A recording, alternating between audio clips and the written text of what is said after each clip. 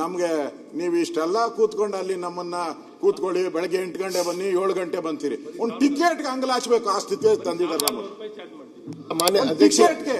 ಒಂದು ಟಿಕೆಟ್ಗೆ MLA-ಗಳಿಗೆ ಕೊಡಲ್ಲ ಸರ್. ಹೆಂಗ್ ಮಾಡ್ಬಿಟ್ಟಿದ್ದಾರೆ ಅಂದ್ರೆ ನನ್ನ ಹೆಸರು ಮೇಲೆ ಕಳಿಸ್ತಾರೆ. ನಾನು ಯಾರನ್ನೂ ಕಳ್ಸಂಗಿಲ್ಲ, ನನ್ನ ಹೆಂಡತಿನೂ ಕಳ್ಸಂಗಿಲ್ಲ, ನನ್ನ ಮಗನೂ ಕಳ್ಸಂಗಿಲ್ಲ, ಯಾರನ್ನೂ ಕಳ್ಸಲ್ಲ.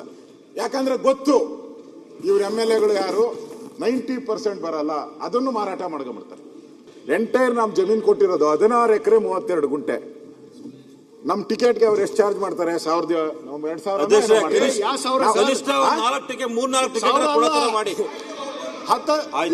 7,000 ರೂಪಾಯಿ ಟಿಕೆಟ್ ಚಾರ್ಜ್ ಮಾಡ್ತಾರೆ. 2,000 3,000 20,000.